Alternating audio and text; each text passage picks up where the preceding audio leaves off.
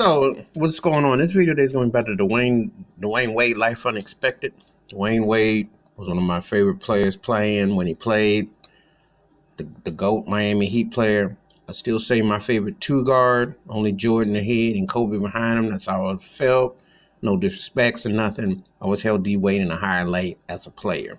The documentary took you on a journey of his career from Chicago to Marquette to his Heat days and so on. His highs and lows as a parent, as a player, as a person.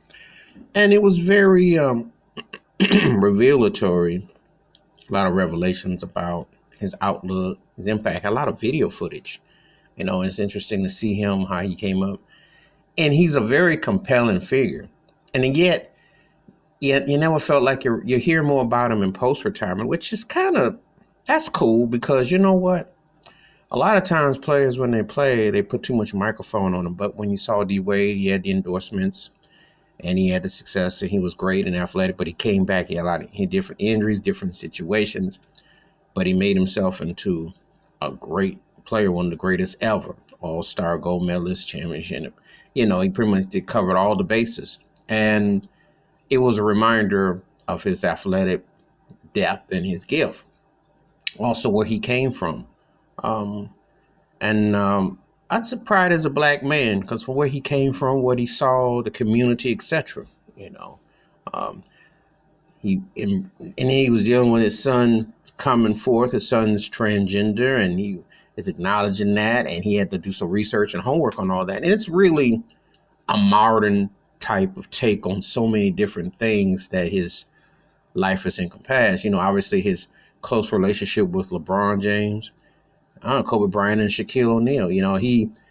And one of the things I always said about Dwyane Wade, one of the humblest superstar players I've ever seen on the team, because they're able to defer when Shaquille O'Neal came to Miami and when LeBron and Chris Bosh came.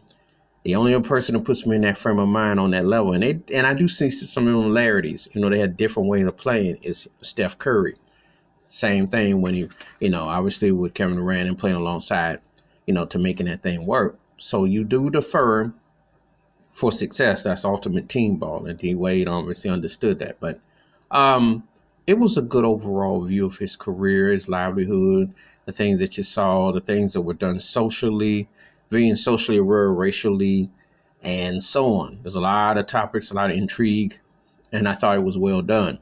And I think he's definitely been somebody that got a lot out of where he came from. And that's to always be remembered because a lot of talented people came from the shy. However, different situations derailed their dreams and aspects and what was going. So this was a really good one. So anyway, that's my thoughts and takes about the Dwyane Wade Life Unexpected, which was on ESPN 30 for 30. Give me your thoughts and your take. Hit that like and subscribe when the bell rings in the video. Keep your hands clean. Keep your mind clear. Watch out for one another. Peace.